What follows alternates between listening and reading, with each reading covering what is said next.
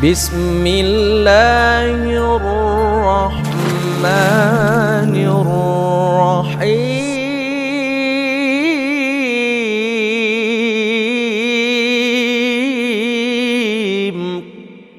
Wa mawalah wala hawla wala quwata illa billahi wa ba'du. Kita lanjutkan kembali kajian tafsir singkat dari surah Al-Imran, dan kita masuk pada ayat selanjutnya.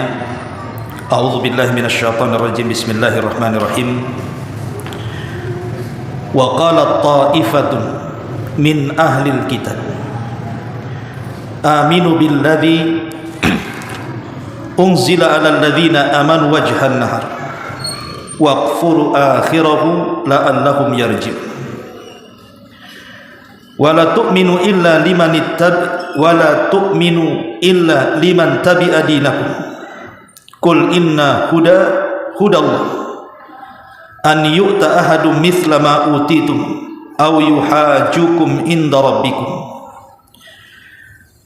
Qul innal fadla biyadillah yu'tihi man yasha wallahu wasi'un 'alim. Yakhtassu bi rahmatihi man yasha wallahu dzul fadlil azim. Allah Subhanahu wa taala berfirman, dan segolongan ahli kitab berkata kepada sesama mereka,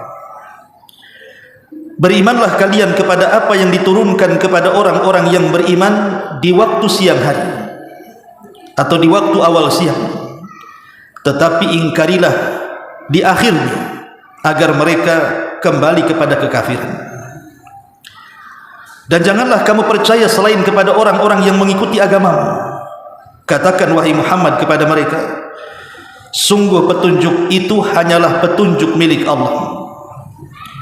Janganlah kamu percaya bahwa seseorang akan diberi seperti apa yang diberikan kepadamu, atau bahwa mereka akan menyanggah kamu di hadapan Tuhanmu. Katakanlah wahai Muhammad, sungguh karunia itu ada di tangan Allah. Dia memberikan kepada siapa yang dikehendakinya, dan Allah maha luas lagi maha mengetahui. Dia menghususkan rahmatnya kepada siapapun yang dikehendakinya, dan Allah memiliki karunia yang sangat besar. Ma'asyiral muslimin yang dimuliakan Allah Subhanahu wa taala, ayat ini ada asbab nuzulnya. Ayat-ayat yang sebelumnya yang sudah kita kaji, bagaimana permusuhan orang-orang Yahudi dan Nasrani kepada orang-orang yang beriman, sampai permusuhan ini dianggap abadi dalam Al-Quran dengan firman-Nya, walan tarda ankal yahud walan nasara hatta tattabi'a millatahum.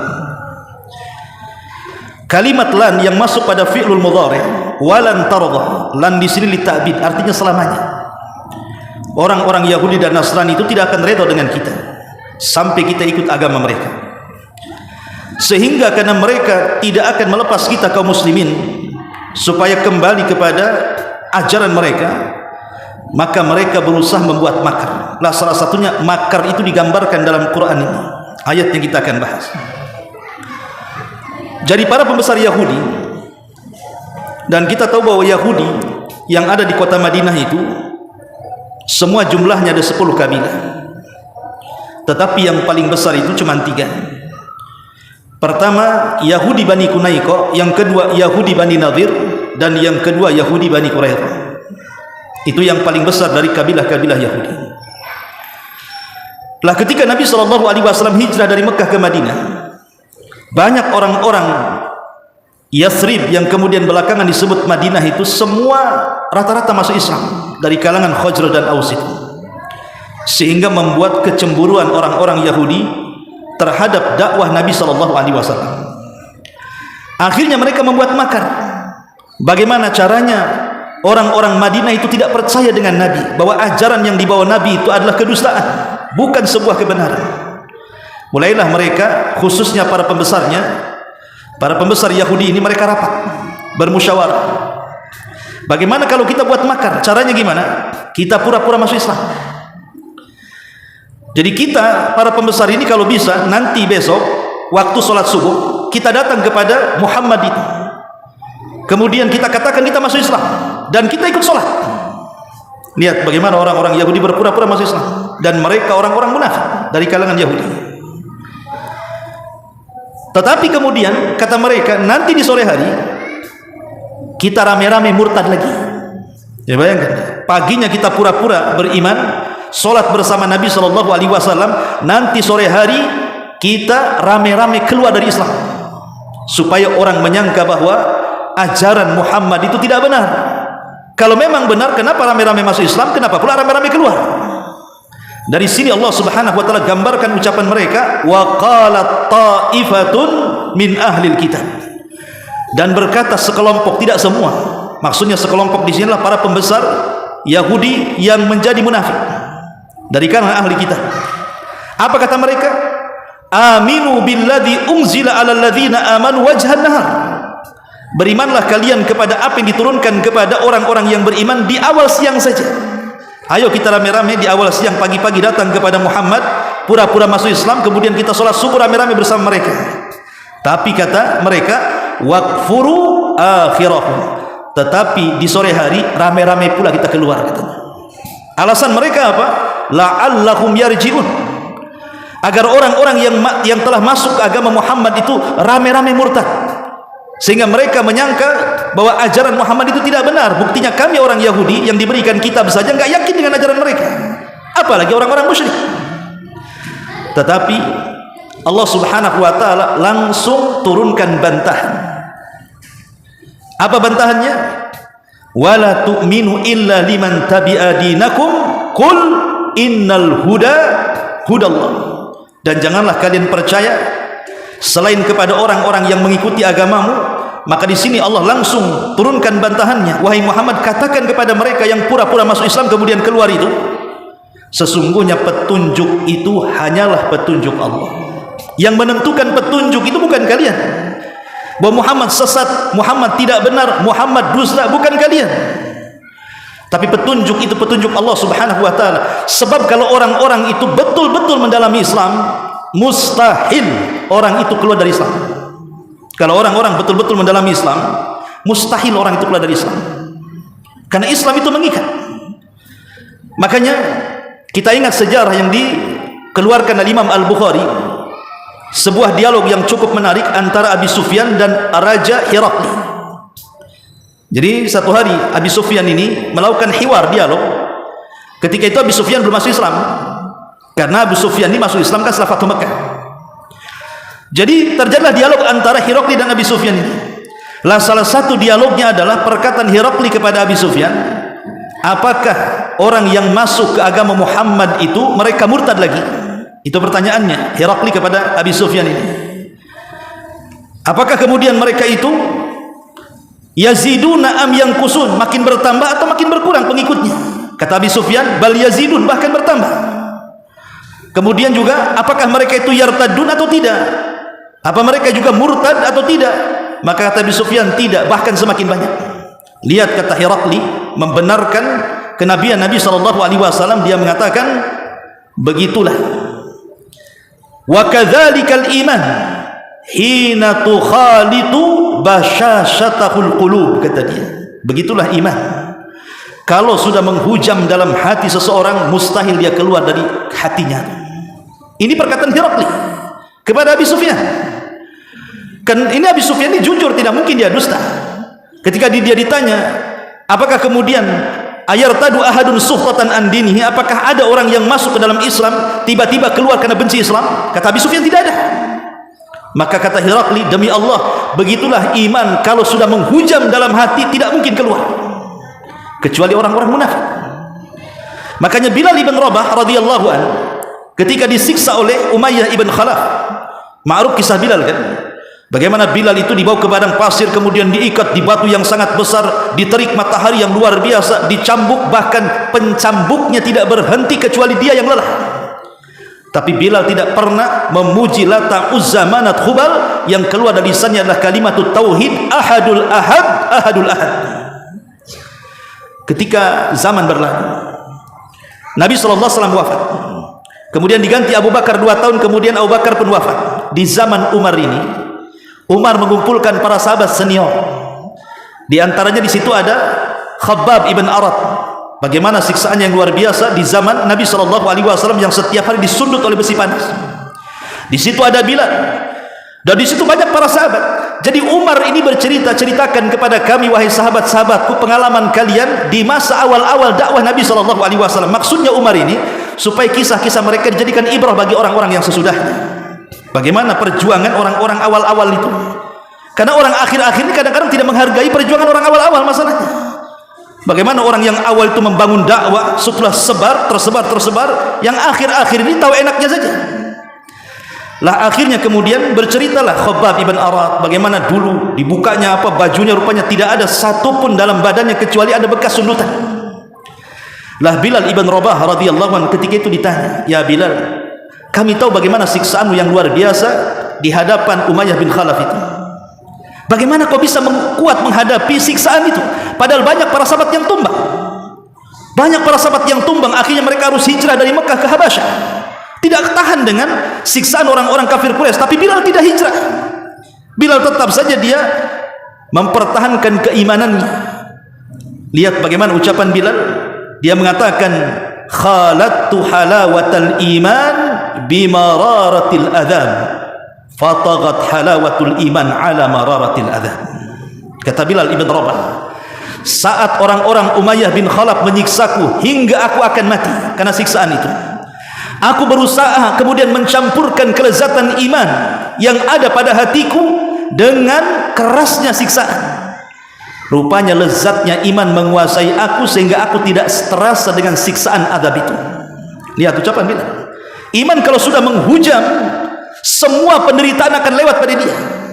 Makanya ketika ada seorang wanita, dia bertanya soal kondisi Nabi SAW saat berperang. Kemudian dikatakan, "Wahai fulana, anakmu meninggal." Wanita ini mengatakan, "Ma fa'alan Nabi SAW?" Apa yang dilakukan Nabi? "Ya fulana, abuka mat." Bapakmu meninggal. Dia mengatakan, "Ma fa'alan Nabi SAW?"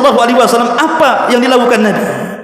Kemudian, "Akhuki mat." Saudarimu juga meninggal, saudaramu juga meninggal. Bapaknya meninggal, saudarinya meninggal, anaknya meninggal.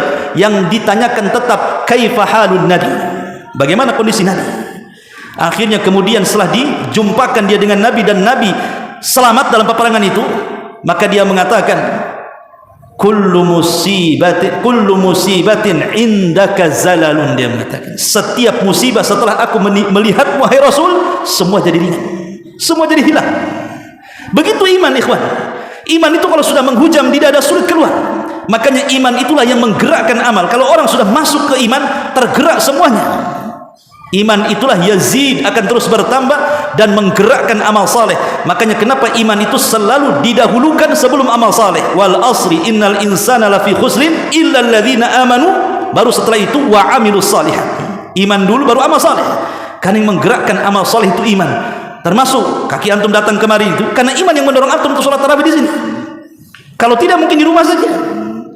Ma'asyiral muslimin yang dimuliakan Allah Azza wa Jalla, maka Allah bantah kepada orang-orang Yahudi, "Qul innal huda hudallah." Petunjuk itu hanya milik Allah. Kalian mau buat makar terserah kalian. Mau pura-pura masuk Islam di awal pagi kemudian kufur di siang hari, terserah kalian. Karena petunjuk itu bukan milik kalian, bukan milik aku, tapi semua adalah milik Allah Subhanahu wa taala. An yu'ta ahadum mithla ma utitum aw yuhajukum inda rabbikum. Qul innal fadla biyadillah yu'tihi man yasha wallahu wasi'un alim. Katakan wahai Muhammad, katakan kepada mereka juga, jangan kamu percaya kepada mereka orang-orang Yahudi itu. Iyalah, mereka pura-pura masuk Islam. Allah kasih tahu jangan percaya kepada mereka, bahwa seseorang akan diberi seperti apa yang diberikan kepadamu. Yakin bahwa namanya risalah kenabian itu hak mutlak milik Allah. Tidak semerta-merta orang itu bisa ngaku nabi. Makanya lihat, orang-orang yang mengaku nabi di zaman Rasul kapan terjadi? Di akhir-akhir, bukan di awal-awal. Periode Mekah tidak ada orang ngaku nabi. Kenapa? Yang nabi asli saja dimusuhi, diusir, diintimidasi, difitnah macam-macam. Itu yang asli. Tentu orang-orang yang hendak mengaku-ngaku nabi mikir dulu lah kan begitu. Wah, kalau saya ngaku-ngaku nabi, bisa saja saya juga terkena intimidasi kan itu. Jangan-jangan dibilang sihir, gila. Makanya periode Mekah 13 tahun nggak ada orang ngaku nabi. Kemudian Rasul pindah ke Madinah 1 Hijriah 2 sampai akhir sebelum wafatnya Nabi, barulah banyak orang ngaku nabi. Setelah kekuasaan Nabi, menyebar. Mekah sudah dikuasai, Madinah sudah dikuasai, Islam sudah menguat, Nabi sudah enak, dihormati manusia. Berpikirlah orang, enak juga jadi Nabi. Mulailah ngaku Nabi. Disitulah keluar namanya Al-Aswad Al-Ansi dari Yaman, keluar Musailamah Al-Kadzab dari Yaman, keluar Sajah bintu Al-Harith, wanita itu Sajah, ya. Keluar Tulaihah, ini yang paling masyhur 4 orang ini. Tetapi yang 2 balik lagi ke Islam, Tulaihah dan Sajah ini balik lagi tobat nih. Tapi Al-Aswad Al-Ansi dan Musailamah Al-Kadzab betul-betul memerangi Islam, dan dua-duanya dihabiskan di zaman Abu Bakar Siddiq radhiyallahu anhu. Ma'asyiral muslimin yang dimuliakan Allah Subhanahu wa taala, maka di sini Allah mengatakan, jangan percaya kepada mereka bahwa seseorang akan diberi seperti apa yang diberikan kepada Muhammad, atau bahwa mereka akan menyanggah kamu di hadapan Tuhanmu. Katakan, ya Muhammad, sesungguhnya karunia itu ada di tangan Allah. Karunia kenabian itu ada di tangan Allah. Tidak bisa orang ngaku nabi. Saya pikir orang ngaku nabi itu ada di Timur Tengah saja. Di Indonesia paling banyak orang ngaku nabi, kan? Banyak sekali. Di Jawa Barat ada namanya Nabi Cecep. Penantum dengan Nabi Cecep, kan itu syahadat gimana tuh? Syahadu anna Cecep Rasulullah. Subhanallah. Banyak di Indonesia ini. Di Jakarta ada orang ngaku nabi, punya pabrik roti. Anak buahnya nggak digaji karena kerja sama nabi. La haula wala quwata illa billah. Banyak ngaku nabi. Imam Mahdi juga ada. Yang nggak ada ngaku dajjal aja. Tapi yang jelas di Indonesia ini, kata orang Arab apa? Likulli saqit laqit. Setiap yang jatuh itu ada yang mungut. Artinya sesesat apapun ajaran, ada saja pengikutnya. Itu masalahnya di negeri kita ini, ya. Ma'asyiral muslimin yang dimuliakan Allah Azza wa Jalla, Allah mengatakan, yakhtassu bi rahmatihi may yasha wallahu dzul fadlil adzim. Dia menentukan rahmatnya kepada siapa yang dikehendaki, dan Allah memiliki karunia yang sangat besar. Allah memiliki karunia yang sangat besar, artinya rahmat Allah itu sangat luas. Sampai Allah mengatakan, ya ibadi law anna awwalakum wa akhirakum wa insakum wa jinnakum qamu ala sa'idin wahidin fasa'aluni fa'ataitu kulla insanin mas'alatahu ma naqasa dzalika mimma indi illa kama yanqusul mikhyat idza udkhilal bahr. Wahai hamba-hambaku, kata Allah dalam hadis kursi, seandainya orang awal-awal kalian, orang akhir-akhir kalian, manusianya, jinnya berkumpul di sebuah lapangan, kemudian semua meminta sesuai dengan permintaannya kepadaku, ku beri semuanya satu persatu, maka itu tidak mengurangi kekayaanku kecuali seperti jarum yang dicelupkan ke dalam air kemudian ditarik ke atas. Satu tetes itulah cukup menghidupi semua makhluk Allah Subhanahu wa taala. Lautan itu rahmat Allah, kekuasaan Allah, kekayaan Allah. Jadi Allah Subhanahu wa taala ala kulli syai'in qadir. Dia sanggup menentukan segala sesuatu dengan kehendaknya. Wallahu a'lam bishawab. Subhanaka bihamdika asyhadu an la ilaha illa anta astaghfiruka wa atubu ilaik. Allahu ta'ala. Assalamualaikum warahmatullahi wabarakatuh.